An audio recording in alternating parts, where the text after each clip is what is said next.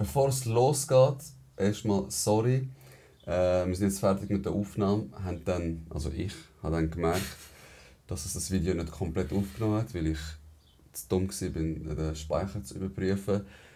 Ich habe das Gespräch aber trotzdem mit euch vorenthalten, darum irgendwann wird das Bild eingefroren sein, die Audiodatei wird komplett drauf sein. Sorry vielmals für die Umstände und ja, jetzt geht's los. Alle reden, keiner sagt Okay. jetzt. Bro, Jetzt sag redet denen mal, jetzt redet wir. Herzlich willkommen, neue Folge von «Jetzt redet mir», heute mit dem Manu. Brudi, ein paar Worte zu dir. Ja, danke für die Einladung. Ich habe mich extrem gefreut. Es ist Premiere, auch für mich. Du, Wort zu mir. Zürich-Bub, stolzer Zürich-Bub. Nice. Die mich kennen, kennen mich. Und happy to be here. Geil, danke vielmals. Wir kennen uns vom Line so, vom Gym gesehen, dann eben gemeinsam mit Kollegen. Ich glaube, Bass ist so der Hauptpunkt, so wie wir uns kennengelernt haben. Dann Geburtstag da, ein Fest dort gesehen und ja, sympathisch empfunden, muss ich sagen, von meiner Seite. Dann haben wir eine Story gehabt, wo wir, glaube ich, keine Musik sind. Locarno. In Locarno. Genau, das war lustig, weil wir sind im Mac gegangen, wir sind langsam am Ende mit der Energie. Und dann sind wir im Hotel, haben wir gehängt und wir haben eine 20er Chicken Nuggets Box gekauft. Und ein Kollege hat es ums Verrecken nicht teilen. Er hat gesagt, verstecken wir es, dann können die anderen nicht essen. Und ich habe mir gedacht, Bro, Alter, man, teile doch einfach, essen wir es doch alle zusammen. Und das war so ein cringe Moment. Ja. Ja, das Lustige war ja, ich bin eigentlich sehr gut bedient. Du hast unbedingt wollen, dass ich esse. Und ich so, also komm, ich nehme eins. Aber ich habe schon gemerkt, ja, es ist da sehr besitzergreifend gehandelt worden in dem Moment. Aber es ist grandios. Nein, Grandios. Es war mega lustig. Ja, das habe ich so ein bisschen von der Mutter. Bro. Das ist, wenn jemand zu Gast kommt, dann... Meine Mutter hat auch die Kollegen immer so krass gefüttert. Die sind am Platzen. Komm, ein Bratwurst noch, komm, ein Bulleflügel noch.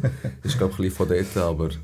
Ja. Aber man ist sicher nicht hungrig heimgegangen. Ja, das ist noch wichtig, finde ich. Genau. Jeder sollte mit einem Lächeln und einem vollen Bauch heimgehen. So. Absolut. Hizmet heisst das auf Türkisch. Das ist so die Gastfreundschaft. Ja, genau. Ey Bro, eben, wie gesagt, wir kennen uns wirklich nicht gut. Wir kennen uns heute schon vom Gesehen, eben Sympathie. Ein Thema hat sich dann ergeben, so ein bisschen. Wir waren am Schreiben gewesen, oder ich habe gesehen, Leute haben so repostet, du hast Geburtstag gehabt. Und wir haben das gleiche Sternzeichen. Und Männer und Sternzeichen ist immer so ein Ding. Frauen sind immer, ich bin halt so, weil ich bin Skorpion, ich kann nichts dafür. Und Männer sind so, Alter, fuck it, wenn ich das lese, das passt wie auf jeden, oder? Und dann haben wir so ein bisschen das angesprochen und eben, wir sind beide Witherlicious ist so... Witherlicious. Genau. Das hat sich ergeben, ne? Das hat sich ergeben, das ist von dir gekommen. Ich finde es genial. Es ist brutal. Es ist brutal. Jetzt immer, wenn wir schreiben, hahaha, Witherlicious, Bro. Und dann habe ich gesagt, so ein bisschen, ey Bro, wäre doch spannend, mal über das zu reden als Typen, weil sonst reden immer nur Frauen darüber. Und du hast mir eigentlich gesagt, das Erste, was du mir gesagt hast, ist, Bro, ich habe eigentlich keine Ahnung von dem. Oder? Ja, und also das ist auch so. Also ich setze mich wirklich null mit dem auseinander. Ich lese jetzt auch da null die Tageshoroskop oder so, weil ich allgemein keine Zeitung gross lese. Und dann hast du mich gefragt und dann habe ich gesagt, ich muss mich ein bisschen irgendwie vorbereiten, weil ich habe keine Ahnung von dem. Und die Lea, meine Frau, die sagt mir schon ab und zu immer wieder, ja, das sind halt schon ein bisschen Eigenschaften, die man wieder hat. Du bist mega sturköpfig ab und zu. Und ich sehe mich gar nicht. Ich tue das nicht mit dem in Verbindung bringen. Ja. Ich tue das einfach situativ in Verbindung bringen. Ja, wenn mir jetzt das anschießt, dann schießt mich jetzt das an. Aber ich weiss jetzt nicht, ob das zu tun hat, weil ich jetzt ein Wieder bin. Oder? Und dann, gestern muss ich ehrlich sein, auch wenn es nicht so lang war, habe ich mich glaube am längsten mit dem eigentlich beschäftigt. Und Aszendent Jungfrau. Nein. Ja. Ich habe. Voilà. Ich schwöre. Hast du das Mondzeugs auch da geschaut? Ey, das habe ich nicht angeschaut, aber weißt du warum? Weil ich irgendwie auf keine normale Seite gekommen bin, wo ich nicht irgendwie 100'000 Fragen haben musste. Ja, das ist so. Ja. Aber dann bin ich das gestern am Lesen gewesen. Was sind jetzt da die Eigenschaften? Du musst ja irgendwie Zeit, wenn du geboren bist, Ort und. Und ich habe fast ein bisschen sagen, ey, okay, also eben, ja, 9 von 10 Sachen stimmen. Ist wirklich etwas, wo ich mich selber wiedererkenne drin. Gerade so Sportzeug und so. Also ich will jetzt nicht sagen, dass ich da ein ambitionierter Typ bin, aber hat schon extrem viele Sachen, die dann zutreffen. Und dann kannst du sagen, ja, das ist, es muss ja irgendwo durch doch irgendwo etwas Wahres haben.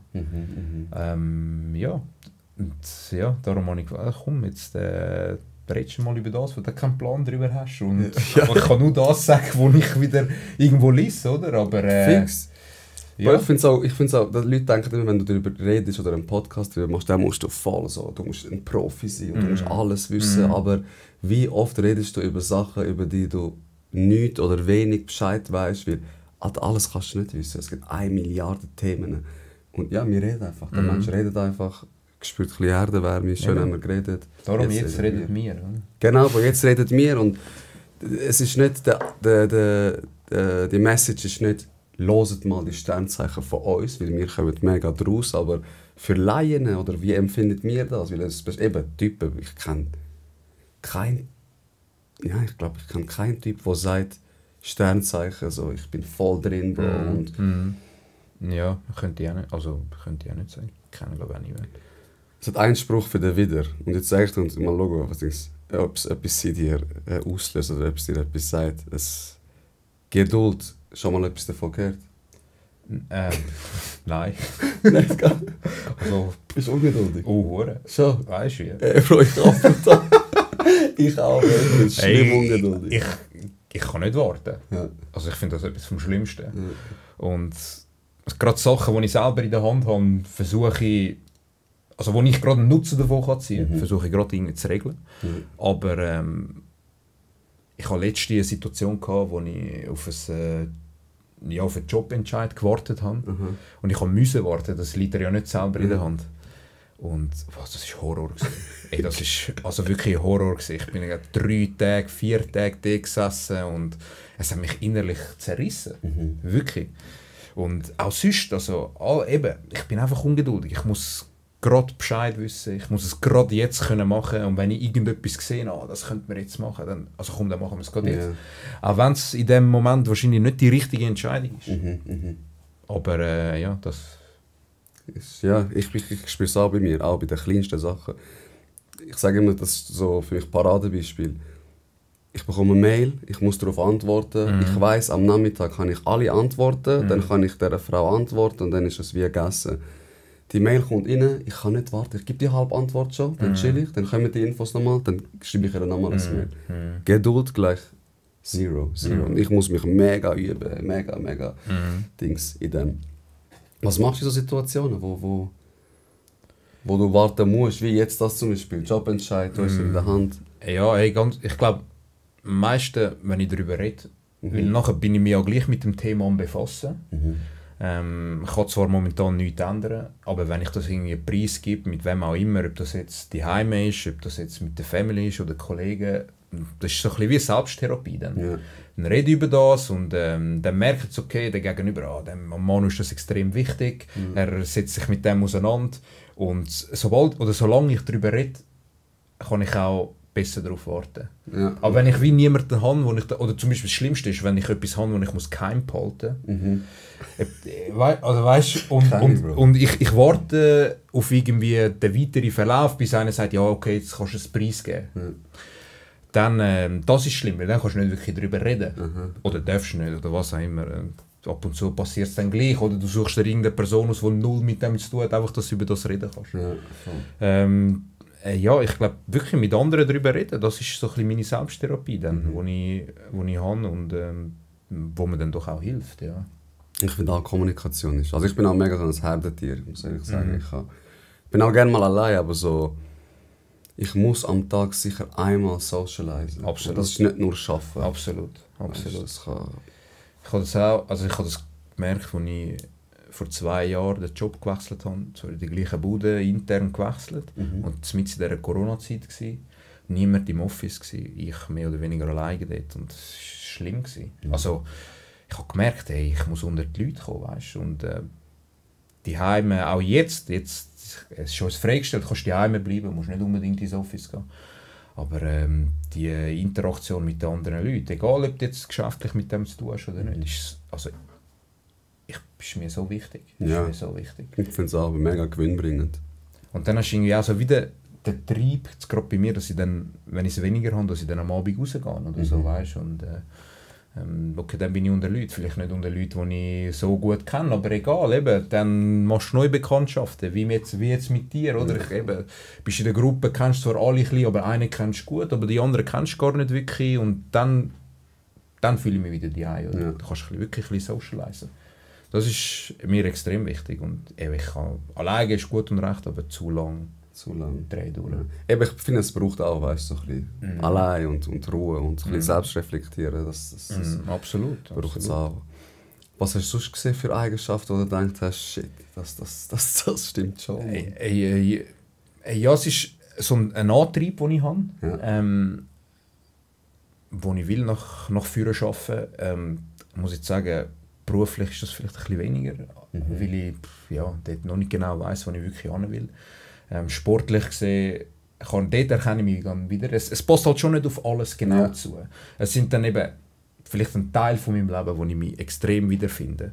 Der Antrieb, den du hast, aber dir auch wie gar nicht zu viel Gedanken machst, sondern einfach mal machen und dann schauen, wie es rauskommt. Und dann merke ich, ist es jetzt die richtige Entscheidung oder nicht. Ab und zu ist es nicht immer optimal, sehr suboptimal, gerade die einzelnen Entscheidungen. Aber sonst glaube ich, trifft das extrem zu. Eben einfach machen. Morgen einen Schritt weiter sein wie heute. Ja. Und 2 wie gestern. Und es ist schon etwas, wo ich sage, okay, hat wirklich etwas. Und auch, das hätte ich nie gedacht, gerade so Ernährungsfragen sind angesprochen worden, oder habe ich gelesen, wo ich auch gefunden habe, ja, stimmt schon. Also ist eben, gerade auf den Sport sehe ich schaue schon ein bisschen, aber ich sage mal, ich schaue, dass ich weiss, dass es mich weiterbringt, oder? Sport und im normalen Leben. Also ich fühle mich einfach scheiße, wenn ich eine Woche Scheiße gegessen habe, oder was auch immer, oder auch irgendwie zu viel unterwegs war und zu viel Alkohol getrunken habe. Das merkst du, aber Ja, das merkst du vor allem, ich glaube, in unserem Alter merkst du es nochmal doppelt. Eben. Und dann habe ich mich auch dort wieder gesehen. Oder? Aber das ist irgendwie so ein bisschen zu einer Routine geworden, die ich dann wieder vergesse, weil ich mache es einfach schon seit Jahren. Und dann lese ich das gestern und die Lea schaut mich auch so an und sagt, oh mein Gott, das bist ja du, oder? Und ich so, ja, es stimmt. Und das sind wirklich Eigenschaften, die ich mich wiederfinde. Und ja, und jetzt vielleicht sollte ich mich gleich mal ein bisschen beschäftigen damit. Ich weiss nicht, vielleicht kann ich ein bisschen vorausschauen jetzt. Ich weiss es nicht. Würdest du dich als exzessiver Mensch als betiteln? Nein, nicht. Das schon nein, nicht wirklich. Nein. Bei mir ist es eher so, also eben vielleicht ist das... Wir reden ja einfach und dann können wir herausfinden, ist das vielleicht etwas, was mit dem Sternzeichen zu tun haben kann, oder ist es charakterlich vielleicht auch bedingt. Bro, ich fange hure schnell Feuer. Ich sage dir jetzt zum Beispiel. Der Bass hat mir gesagt, Bro, Snowboarden, das. Ich bin in Deutschland geboren, noch nie gemacht. Ich bin mit 12 wieder angekommen. Was ist Snowboard? Aber es hat mich immer gepackt. Und dann habe ich gedacht, komm, ich gehe mal. Einmal. Aber ich bin einmal gegangen, es hat mir so gefallen, ich habe die ganze Ausrüstung gekauft. Also, weißt, dann bin ich so voll into. So. Wäre ich auch. Und dann so, nächste Woche gehen wir nochmal. So. Ja. Ich gehe mit dem Bass surfen. In Bali. Es hat mir voll gefallen. Bro, am nächsten Tag um 6 Uhr aufstehen. Der Körper ist am Schreien. Alarm, du kannst nicht. Doch, ich habe es mir im Kopf gesagt, ich muss. Es hat mir so gefallen. Du kannst nicht, warum? Weil du so überbelastet von gestern warst? Ja, ich bin gestorben. Okay, surfen, Bruder. Ja, hast du schon mal gesehen? Nein, noch nie. Bro, ich bin surfen mit dem Bass. Und dann haben wir so Amateurbretter geholt. Und mit so einem Guide. Und es ist krass, wie es in die Schultern geht. Jetzt immer wieder führen paddeln. Und ich bin am nächsten Tag, weil meine Schultern sind am Brennen gewesen. Und ich bin einfach wieder gegangen, weil es mir so krass gefallen hat. Und ich bin wirklich, der Basscaster bezüglich, ich bin fast verreckt an dem Tag. Das Feuer, das ich habe, ist mir fast zum Verhängnis geworden. Ja. Das Meer hat es mir fast gelöscht, das Feuer. Krass. Also das ist noch eine spannende Geschichte, aber das erzähle ich sonst mal. Ja, und dann merke ich das so. Eigentlich, dein Umfeld oder deine Umwelt sagt chill, aber weil das Feuer jetzt entfacht ist, muss ich das machen. Dann kommt auch die Ungeduld natürlich dazu. Ich könnte ja warten, ich bin ja noch 3 Wochen in Bali, ich kann ja übermorgen gehen. Nein. Aber ich verliere auch schnell das Feuer wieder. Ja. Das ist bei mir. Ja, kenne ich auch, ja. Ja, also eben, ich glaube, wenn du etwas Neues gefunden hast, und das kann man jetzt wahrscheinlich schon auch als Eigenschaft betrachten, das stürzt dich voll rein. Es gibt nichts 50%, es gibt nur 0 oder 100. Genau, 0 oder 100. 0 oder 100. Und dann setzt du dich so extrem mit dem Thema auseinander. Und ich glaube auch das macht es uns einfacher, um wirklich herauszufinden, ist das etwas oder ist das nichts. Ja, genau. Weil wenn du es nur so halbpatzig machst, dann machst du es vielleicht in 2 Jahren noch, aber du bist nicht wirklich besser geworden, aber auch nicht wirklich schlechter geworden, du bist einfach irgendwo nirgends. Voll. Machst es ein bisschen und so, ja, es ist noch lässig, aber aber auch mehr auch nicht unbedingt. Ja, ganz in der Dafür Schutz bin ich. hast jetzt du wahrscheinlich in 2 Monaten so viel Fortschritt gemacht, wie einer, der das zu 50% macht in 2 bis 3 Jahren. Aber du kannst nachher sagen, das ist etwas, oder das ist absolut nicht für mich. Fix. Und also eben die Bereitschaft, etwas Neues auszuprobieren. Es gibt ja auch Leute, die ja, soll ich nicht, ist das gut, ist das nicht? Alter, geh einfach rein und schau. Und gefällt es dir, wie zum Beispiel jetzt auch mit dem Brazilian Jiu-Jitsu, einfach voll rein, Bro. Haben wir 1000 Rippen gebrochen, 1000 Sachen verletzt, aber es ist, boah, geil habe ich es gemacht, bin 100% rein. Und jetzt ist es ein riesen Bestandteil von meinem Leben. Also gar nicht, dass ich es irgendwie profimäßig mache, aber so Therapie, Hobby, Alltagsgestaltung, findest du ja nicht raus, wenn du es nicht probierst, wie du sagst. Ist noch lustig, weil ich höre das extrem viel. Also von vielen, die BJJ angefangen haben und das jetzt so leben. Also ich habe glaube 1 oder 2 Mal mit einem Kollegen von mir mal angefangen zu trainieren. Ist jetzt nicht so, dass man nichts gesagt hat, aber dort ist dann eben etwas, wo ich mich auch ein bisschen zurücknehmen musste. Wegen dem Fußball halt, dort bin ich halt sehr aktiv und dann musste ich sagen, okay, ich kann nicht, weil sonst gehe ich wahrscheinlich genau in das Muster rein, oder, dass ich nur noch das will. Und ich bin gerade so ein bisschen an dem Scheideweg gewesen, Fußball, ja, entweder gehst du weiter oder du bleibst jetzt dort stehen, wo du bist. Und ich fand, okay, ja, nein, Fußball ist halt, das nimmt mir extrem viel Zeit, aber ich höre von so vielen Leuten, dass BJJ ihnen extrem viel gibt auch. Gerade so eben so therapiemäßig auch, oder? Bro, du musst dir vorstellen, du bist am Schlägeln und es ist ja Human Chess, oder? Und der Gentle Art nennt man so. Und Schach wie ist Schach? Du kannst nicht überlegen, keine Ahnung, deine Probleme, die du sonst hast, und Schach spielen. Du musst so fokussiert sein, dass wenn er diesen Schritt macht, was für 1000 Wege sich wie eröffnet. Und bei BJJ ist das nicht, dass er den König weghaut, sondern dass er dich würgt oder deinen Arm rausreißt. Und du musst so dabei sein. Und das ist für mich wie so eine Pause vom Alltag. So, weißt, du bist dort und in 2 Stunden, wo du dort rollst, bist du 24 mit dem Kopf nur dort. Und mir tut es mega gut, wenn es mir scheiße geht, weil dann kann ich ein bisschen von dem Alltag flüchten, Energie tanken und dann habe ich mehr Power, um das, was eigentlich mich stört im Leben, das wieder zu reflektieren. Aber hast du wahrscheinlich auch, dass du dich im Alltag auf viel, viel mehr Sachen musst fokussieren musst. Ja. Und nachher, wenn du dort ins Gym laufst, du weißt, okay, jetzt kann ich mich nur auf eine Sache fokussieren, oder? Voll. Und durch das tankst du dann genau wieder Kraft, dass du im Alltag nachher wieder mehr hast. Voll, mehr Kapazität, mehr Energie, mehr Geduld auch. Und das ist auch so etwas. Also du sagst selber, ich sage es auch, Geduld, das ist, glaube ich, meine grösste Schwäche, ist, glaube ich, schon. Ja, würde ich bei mir auch bestätigen, dass das so ist. Ja. Fußball, was hast du für einen Bezug? Erzähl mal.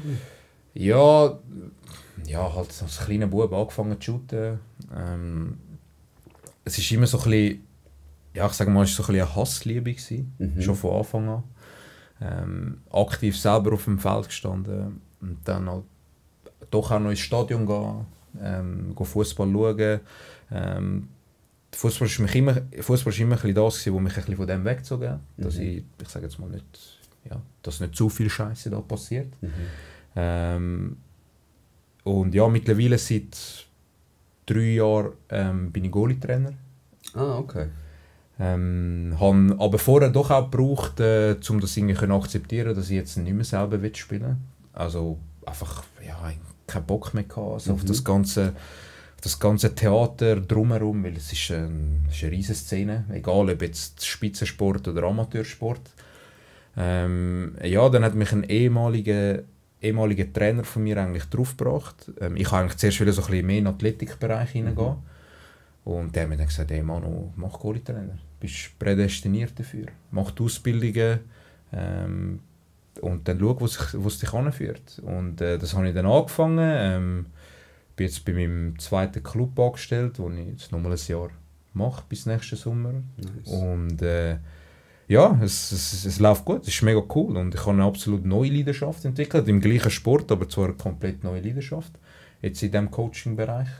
Ich bin zwar nicht für eine ganze Mannschaft zuständig, aber ich habe meine 3 Goalies, die ich betreuen kann und eine mega enge Betreuung mit denen habe, weißt, und auch auf dem Platz und neben dem Platz. Ja, und es macht extrem Spaß. Es ist mega zeitaufwendig. Ich bin 4-mal in der Woche bin ich auf dem Platz dort. Okay. Jetzt am Sonntag fängt die Meisterschaft an. Ja, es war jetzt eine taffe Woche gewesen. Ich merke es auch bei mir, ich bin nur angespannt. Aber ich freue mich, also ich freue mich extrem darauf. Und ja, das ist der Trieb von mir, also das Fußball. Also ich könnte 100 Jahre über das diskutieren, jeden Tag. Es wird mir nie langweilig. Und ja, nein, es macht mega Spaß. Und ich freue mich auf den Sonntag, ich freue mich, wie wir da startet. Und dann ja, kommt das gut. Und ja, eben, dort bin ich jetzt so wie noch am Anfang von meiner Karriere. Mit meiner aktiven Karriere selber spielen, habe ich zwar doch auch früh aufgehört. Mit 7, 28 habe ich aufgehört. Es ist nicht so, dass ich jetzt nicht mehr spielen könnte. Aber ich habe einfach dort ein bisschen das Feuer verloren.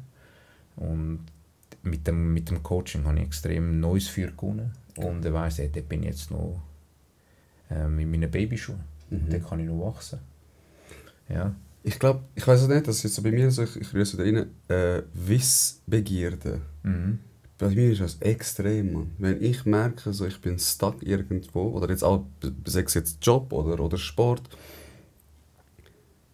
dann schießt es mich irgendwann an, das weiterzumachen. Weil es ist so für mich, ich lerne ja nichts, ich habe kein Futter für mein Hirn. Bist du wie irgendwann angekommen und hast das Gefühl, du kannst... Ich kann es schon. Du kannst es, genau. Ich kann es. Wieso soll ich jetzt noch das? Ja, Time-Wasting. Ja. Machst du etwas Neues. Ja. Genau, weil das Feuer muss ich wie beruhigen. Also ich sage jetzt nicht, ich kann es perfekt, Bro, aber so Thai-Box ist, du lernst es, klar, ich bin wirklich nix, aber du kennst die Schläge irgendwann. Also du kannst immer besser werden, aber viel Neues dazu lernen kannst du nicht.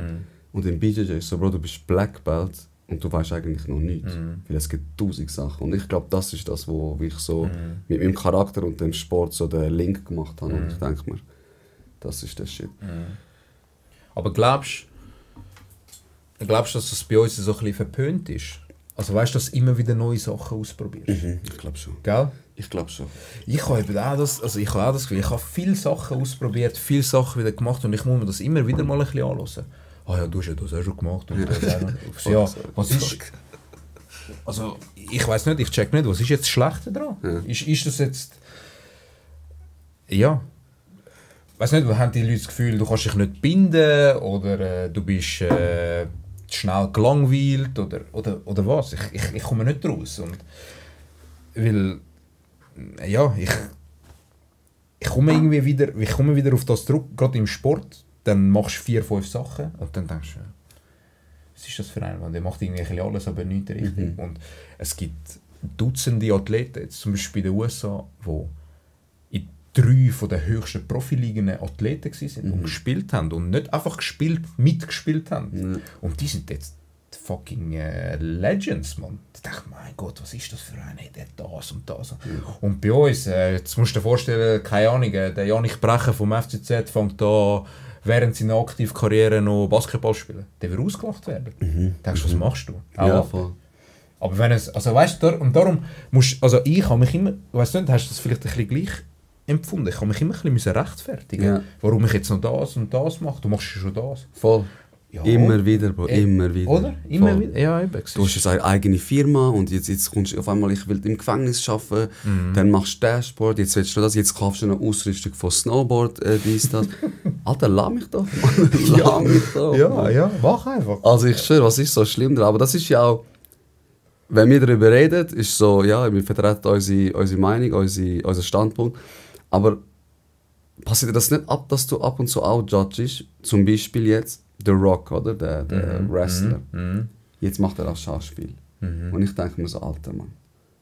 Lass sie. Lass doch sein, Mann. Also ich bin nicht ein schlechter Schauspieler. Ich mag ihn gar nicht. Wenn er in einem Film, das ist so ein Gütesiegel von, das ist ein schlechter Film für mich. Oder eben J-Lo macht Musik. Und dann tut sie Schauspieler. Und du denkst ja so, Alter, mach doch einfach deine Musik in die Fresse. Ja, ich weiss, auf was du raus willst. So, weißt du, wenn es um Boys geht, bist du so, ja. Und dann geht es um andere und du so Fingerpointen. Ja, so. absolut. Ja, wahrscheinlich schon.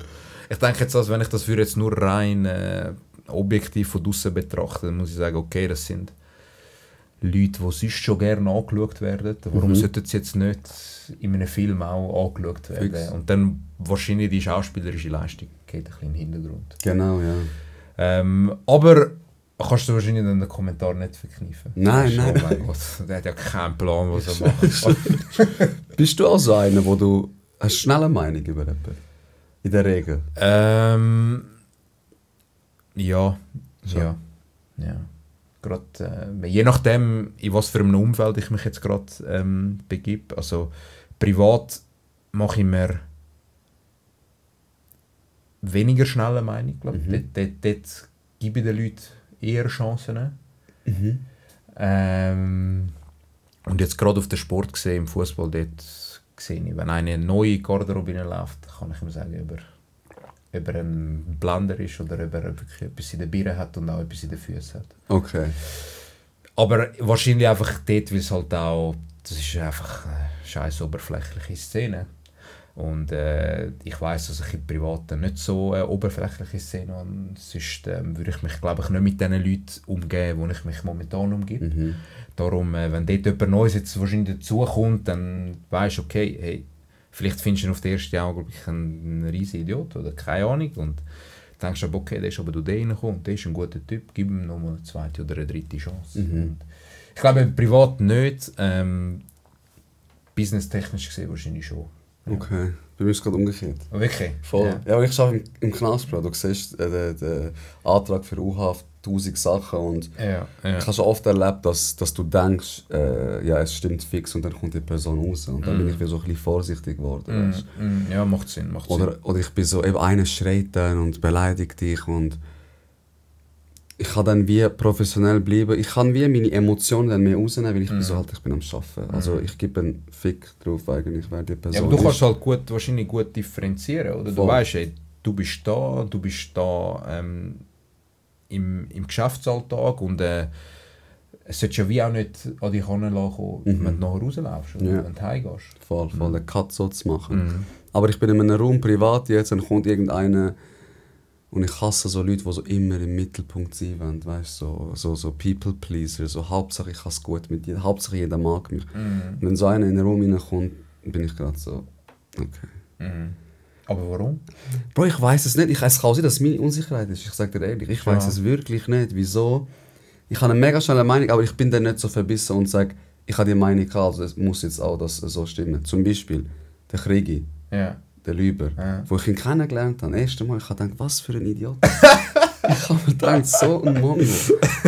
Aber ich weiß nicht, wieso. Vielleicht hat er etwas triggert in mir oder keine Ahnung. Ich weiß doch auch nicht. Oder er hat halt so von sich erzählt und ich habe mir gedacht, oh mein Gott. Und dann beim zweiten, dritten Mal, dann haben wir so ein bisschen auch ein tieferes Gespräch gehabt, eben so ein bisschen angetrunken im Club mit, keine Ahnung, 19, 20. Bro, dann haben wir eine Freundschaft entwickelt, also maximal. Wir sind ist cool, aufeinander geklebt. Er hat mich ins Thai-Boxen gebracht. Er ist heute immer noch einer meiner besten Kollegen. Und das sagen meine Kollegen immer mir. Sagen immer, Bro, du hasst sowieso jeden von Anfang an. Keine Ahnung, Bro, eben, an was es liegt, ich weiß es nicht. Ja, vielleicht ja, ein Schutz, den du aufbaust, oder? Fix. Weil ich denke, eben, jetzt gerade bei uns oder in unserer Zeit, wenn du deine 4-5 Enge hast und du brauchst ja nicht mehr. Oder? Und dann denkst du, ja, warum sollte ich mich jetzt an einer wildfremden Person öffnen? Und dann baust du den Schutzfaktor auf und dann kannst du es selber herausfinden. Ja, du musst ja nichts mit ihm zu tun haben. Ja. Oder vielleicht eben doch. Oder? Und dann merkst du, okay, nach 2-3 Mal siehst du ihn nicht mehr wieder. Aber eben, ich glaube, du merkst es dann selber. Oder? Ich meine, es hat einen Grund, warum du die Person zum 2. Mal oder zum 3. Mal siehst. Ja. Ich denke, wenn es jetzt gar nicht matcht, dann wirst du sehr wahrscheinlich die Person nicht so oft auch sehen. Oder? Und ja, ich bin Glück für den Krieg in dem Fall. Ja, auch Glück für mich, Bro. Er ist ein brutaler Kollege, ich schwöre. Ich habe ihn hure gern. Also, ja, es liegt einfach, glaube ich, dass ich mit zu schnell eine Meinung bilde. Oder, ich weiß nicht, ob das auch mit dem so, aber emotional, bist du ein emotionaler Mensch? Also, ja. Schon, gell? Ja.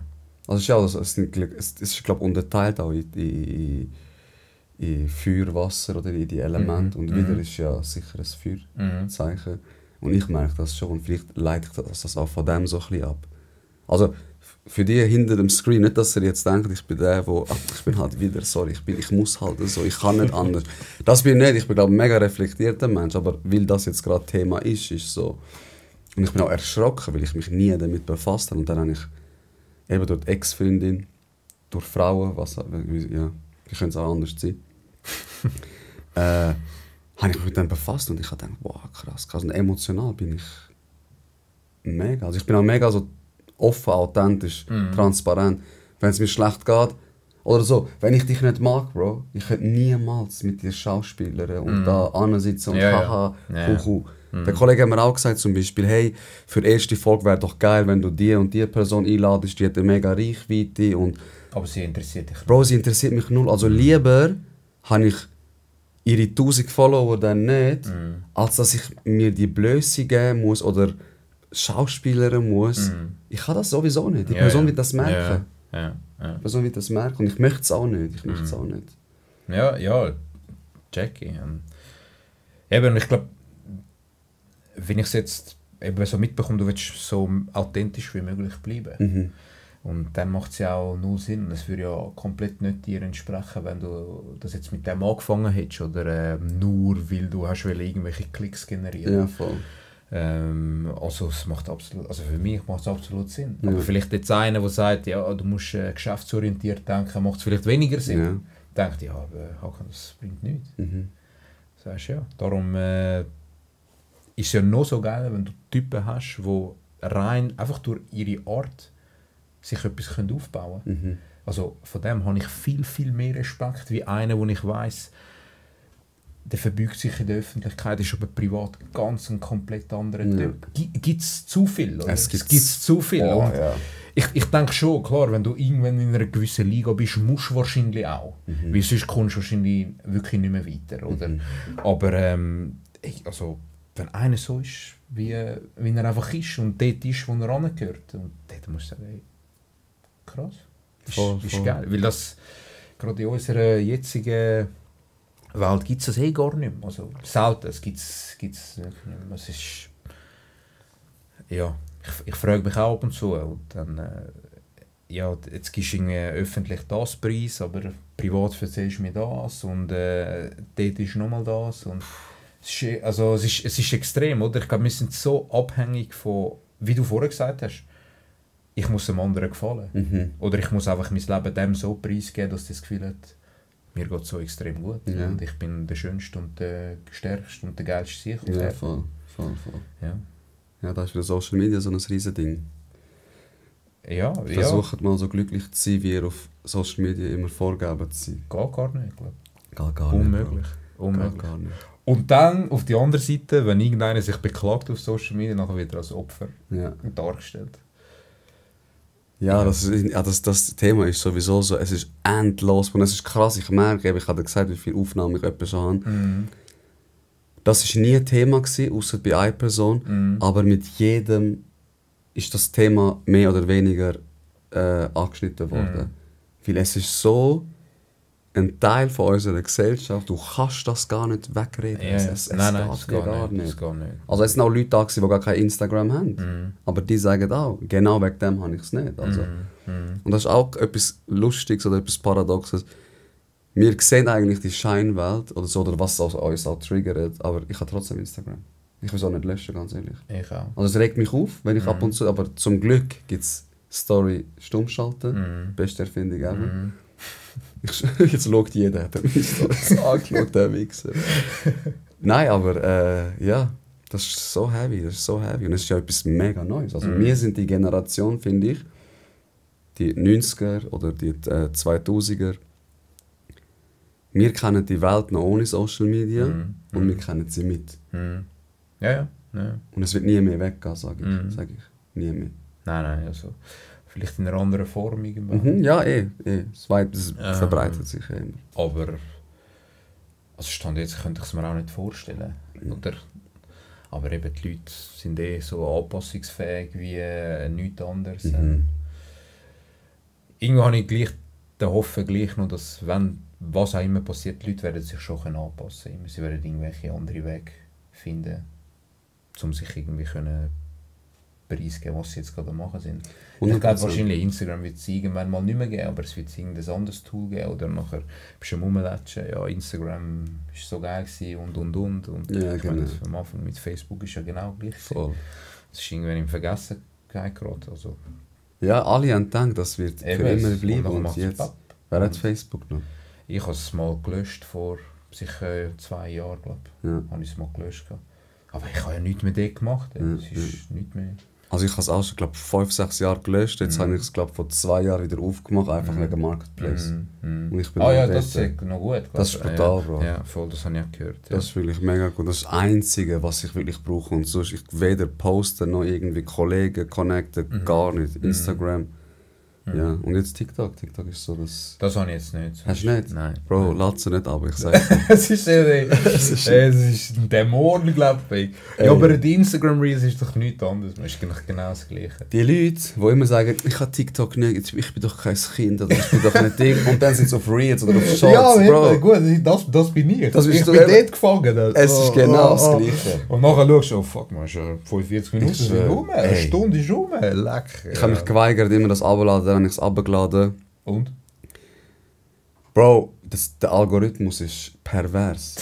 Also wirklich, wenn du schaust 3 Videos an, die dir gefallen, du siehst nur noch das. Ja. Es ist so schnell und so adaptiv, es ist unglaublich. Ah. Aber ja, Time wasted hoch 1000. Ich glaube, der Erfinder hat es seinen Kind verboten.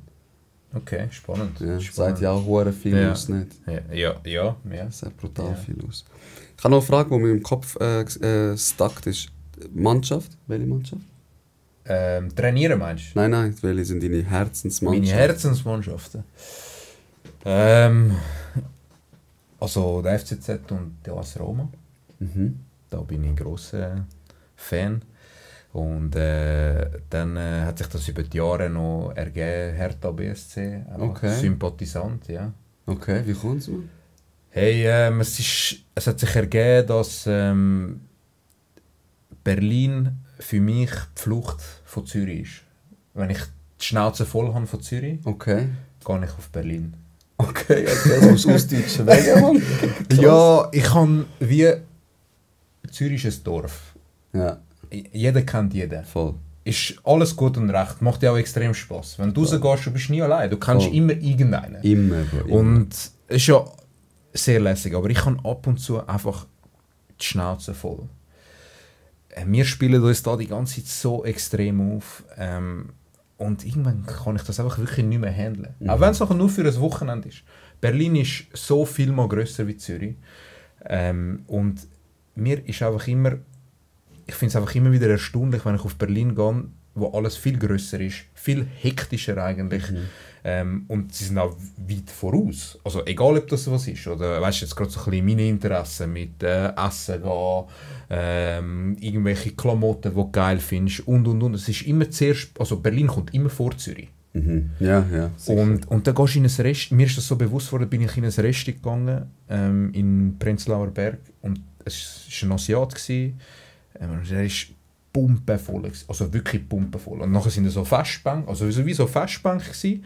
Und wir sind das dritte dort gewesen. Und hat ein paar Jungs und Mädels im Service gehabt. Und es war eine Hektik gewesen, gell, in diesem Resti. Aber der Dude hat das so leger geregelt. Hey, das ist mir so krass eingefahren im Fall. Habe ich mir sagen, mein Gott, in Zürich, dem Service wird durchgedreht. Ja, wer dreht aus dem Buch gesprungen. Der hat alles umgerührt. Man. Und weißt du, und dort ist mir das irgendwie so bewusst worden. Ich so, fuck man, die sind einfach ganz anders drauf, oder? Und auch, weißt du, wenn ich durch die Straße laufe und Trottoir, die 4-mal so gross sind wie bei uns und die Straßen 4-mal so breit und du hast gleich deine Ruhe dort. Ich habe das Gefühl, gut, klar, du musst nicht gerade am Rosenthaler Platz das Gefühl haben, du hast keine Leute um dich herum. Yeah. Aber komm, gehst in eine Seitenstrasse, hast einfach Ruhe, es ist kein Mensch dort. Und ja, das ist irgendwie so ein bisschen wie meine Flucht, weil ich sehe, okay, es gibt noch Städte, die grösser sind, wo viel mehr läuft und dort finde ich wirklich meinen Frieden. Okay. Also klar, ich komme immer gerne auf Zürich, egal wo ich in der Ferien bin, ich muss immer wieder heimkommen. Ja, aber ich liebe es auch. Eben, es ist, aber eben, ich kann einfach Tage, wo ich einfach die Schnauze voll habe und dann muss ich weggehen und meistens ist halt Berlin, weil es näher ist und wir auch noch Bekannte dort haben, dann ist meistens easy Unterkunft und du musst nur schauen, dass du irgendwo von A nach B kommst. Und dann ist es super. Dann gehe ich so gerne dort hin. Und durch das hat sich dann meine Sympathie für Hertha BSC entwickelt. Ich bin Match schauen. Erst einmal, ich sehe es halt irgendwie in Zürich so ein bisschen wie so ein bisschen der kleine Brüder. Irgendwie. Die Farben vom Club sind gleich. Blau-Weiß. Ja. Und ich sehe auch in dieser Fanszene so ein bisschen einzelne Parallelen. Und ja, dann hat sich das so ergeben und anstatt Rom und FCZ verfolge ich halt jetzt auch noch Hertha Berlin. Auch wenn sie jetzt katastrophal in die 2. Bundesliga gestartet sind. Ja, 2 Spiele, 2 Niederlagen. Was? Aber vielleicht ziehe ich das auch ein bisschen an. Irgendwelche Muttvereine, die einfach nicht irgendwie auf die Reihe bekommen. Aber das ist das, ja. Ich finde Berlin auch eine maximale Stadt. Also ich bin auch gewesen und eben Deutschland geboren, ich bin nie in Berlin gewesen. Und dann vor ein paar Jahren bin ich gegangen. Bro, es ist wie Zürich, grösser für mich. Ja, das sage ich auch. Und auch so, vielleicht liegt es auch daran, weil wir die Leute nicht kennen, aber ich habe so das Gefühl, diesen Leuten ist das scheißegal, wie du rumlaufst, es ist wie so ein bisschen London-Vibe. So. Du kannst rumlaufen wie der grösste Cracker, das schaut dich niemand an. Und in Zürich ist das schon ein bisschen, du laufst um und ja. Oh mein Gott, was hat der für Schuhe? Der hat keine Jordans an oder was weiß ich was, weißt du? Oder er hat keinen Stone Island Pulli, oh mein Gott, was ist... Ja, kann auch sein, wenn ich da leben würde, wäre es ein bisschen anders, aber ich glaube wie nicht. Ich glaube, Berlin hat einfach einen anderen Vibe. Ja, Akzeptanz wahrscheinlich auch, wo viel grösser ist, oder...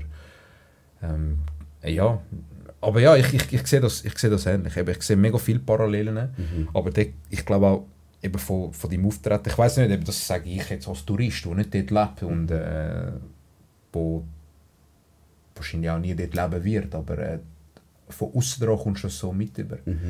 Das sind so ein bisschen die Berlin-Vibes, die können machen, was sie wollen. Es interessiert niemand, aber es kann wahrscheinlich schon sein, dass dann in ihren Kreisen das schon extrem wichtig ist, wie das ankommt. Also Deutschland leben würde ich dir nicht empfehlen. Nicht, ja? Nein. Also wirklich. Also bis zum Bach, aber es ist gar nicht... Also als Kind, ich habe es nicht anders gekannt und ganz ehrlich, mich hat es angeschissen in die Schweiz gekommen, ist ja klar. Du bist 12, Mann. Ja, und ich glaube eben, mit 12, das ist ein Alter, wo schon einigermaßen selbstständig mit deinen Kollegen unterwegs bist. Ja, oder? und dann wirst du rausgerissen und ich habe mir gedacht, oh Gott, was will ich da? Und dann glaube ich mit 19 war es so, Bro, nie mehr. Und wenn ich es dann so reflektiere, und jetzt habe ich wie beides gesehen, dort ist krass, also vor allem von dort, wo ich herkomme, also Hass gegenüber anderen Kulturen, Rassen. Ich will nicht sagen, es ist mehr. Da behalten es einfach mehr Leute für sich. So, es ist so, du regst dich, das ist ja typisch so Schweiz. Aber das ist der Schweizer. Genau. Wie war das Essen bei ihnen? Super, gehst heim, Gott verdammt, ich gehe nie mehr dort an und so. Sag's doch. Und in Deutschland ist es ganz anders. Sag es, nehmen wir das weg, ist das nicht. Also, das ist auch vielleicht kulturell ein bisschen Ja. bedingt, obwohl beides deutschsprachig, also ja, Zürich jetzt deutschsprachig ist. Aber nein, Bro, nein. Und auch brutal viele asoziale Ausländer, muss ich sagen. Also ich bin selber Türke und was dort für Leute rumlaufen, das ist... Türkenkreis hat das geheißen früher. Wenn ein Deutscher aufgemuckt hat, Bro, haben sie einen Kreis um ihn herum gemacht. Alles Türken, wirklich die Miskes. Und haben dann voll verkickt dort. Oh mein Gott. Und dann läuft der Lehrer vorbei und alle schauen ihn an und der Lehrer so. Und läuft einfach wieder. Und das in der Schweiz, also... Nicht gesehen? Nein, nicht gesehen, so aus den Augen, aus dem Sinn, ist nicht mein Problem. Nein, also... Muss jeder für sich wissen, wenn es natürlich businesstechnisch Sinn macht oder Liebe oder so, aber... Nein, einfach fernbleiben. Ja, eben, ich glaube auch für viele. Es ist halt näher, gell? Du kannst Deutsch reden, es ist Voll. immer easy. Eben, es ist halt so, ich glaube mit vielen Orten, überall wo du hingehst, es ist immer anders, wenn du dort in die Ferien gehst oder wenn du dort dann wirklich lebst. Oder? Ja, Ich meine, 100%. jeder Italo von meiner Mutterseite, Italo-Wurzeln, jeder Italo, der auf Italien geht, kommt heim und sagt, oh mein Gott, das ist das schönste und das beste Land. Und nachher denke ich, ja, Udi, es hat ja einen Grund, warum dein Großvater oder dein Vater vielleicht sogar in die Schweiz gekommen sind. Ja, Ferien ist immer schön. Ferien ist egal, immer wo du schön. bist. Ist immer lässig, weil du weißt, du kannst wieder heimkommen. Bro, es ist eben, wie du sagst, es ist brutal, ich liebe es ja. Oder eben, ich bin einen Monat in Bali und wow, mega und am besten da leben. Aber wenn du dann wirklich mal ehrlich zu dir selber bist, du regst dich schon da auf, wenn der Zug 2 Minuten zu spät kommt. Alter, geh mal ins Ausland. Kommt gar nicht. Ja, in der Türkei ist ja gar nicht mal so weit weg, musst nicht mal auf Bali gehen. Ah. Kollege, wenn der nicht kommt, dann kommt er nicht. Wenn du sagst, wo bist du, dann beleidigt er deine Mutter, man sagt, er Schnurren, man kommt dann, wenn ich mich, dann redest du überall. Und ich liebe einfach die Schweiz, weil sie so organisiert ist und da kommt jetzt, boah, was für ein Übergang ich jetzt mache. Und da kommt der Aszendent ins Spiel, Bro. Jungfrauen anscheinend sind mega bekannt oder Charaktereigenschaft, so das Ordnung. So, ich muss mein Leben in Ordnung behalten. Ich kann auch so ein bisschen in Ordnung sehen, du hast gesehen, meine Agenda, ich muss mir alles aufschreiben Ja. und dann markieren. Oder Chaos kann ich einfach wie nicht so, habe ich nicht so gern. Und umso älter ich Das ist ein Stressfaktor. ist ein Stressfaktor. Ja. Wenn ich halt zu viel im Kopf habe und das sind irgendwie aber eben die Ungeduld vom Widder und der Ordnungsdrang vom Jungfrau ist, glaube ich, eine Kombination, wo mich nicht in Ruhe lässt, wenn ich Sachen unerledigt lasse. Also. Und Aszendent ist ja, glaube ich, so einfach das, was du mit dem Alter dann dich entwickelst, wenn ich das richtig verstanden habe. Oder? Ja, ist möglich. Aber ja, viele Sachen, die ich jetzt durchgelesen habe, dort habe ich mich gefunden in den letzten 4 bis 5 Jahren. Also jetzt im Aszendent? Ja, genau. Hätte ich nicht gesagt, dass das so gewesen wäre vor 10 Jahren. Hast du ein Beispiel? Ein greifbares? Ja, ich glaube, wissen, wo ich hin will. Weißt du, und wie du sagst, nicht, ja, ist jetzt vielleicht ein bisschen schwierig wie Ordnung, aber so ein bisschen die Meilensteine setzen, dass ich weiss, okay, ich brauche das, um das zu erreichen und das erreichen. Aber eben, dann bin ich wieder doch ein bisschen zwiegespalten, weil im Business, im Büro ist es ein bisschen anders. Oder? Dort habe ich mich noch nicht gefunden. Aber jetzt zum Beispiel im Sport, dort habe ich mich gefunden. Oder? Und dort weiss ich, okay, ich brauche das und das und das und das und das. Aber vor 10 Jahren hätte ich sage jetzt mal, meinen Ausbildungsweg gelesen, hätte ich gesagt, das ist mir viel zu grosser Aufwand. Aber dann ist eben wieder gekommen, dann habe ich angefangen vor 3 Jahren und so, ey, Mann, du musst das einfach machen, weil sonst kommst du nicht dort hin, wo du hin willst. Ja. Und ja, das hätte ich jetzt gesagt, das ist eben, früher hätte ich gesagt, nein, das ist mir viel zu viel Schule und viel zu viel Lernen, viel zu viel theoretisch, ich bin der Praktiker und auf dem Platz zeigen und aber das Feuer und... Genau, aber kommst einfach, also kommst nirgends hin. Ja. Gerade hier in der Schweiz kommst du nirgends hin. Und da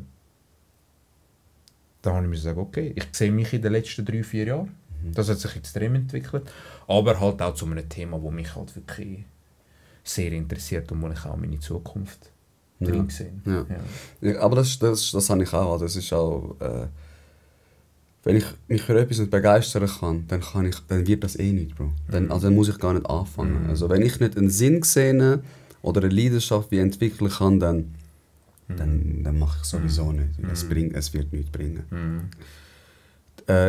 Nachher, den Mondzeichen hast du nicht geschaut. Wenn das auch noch gleich ist, dann frisst ich einen Besen. Das wüsste ich jetzt eben nicht. Das können wir nachher anschauen.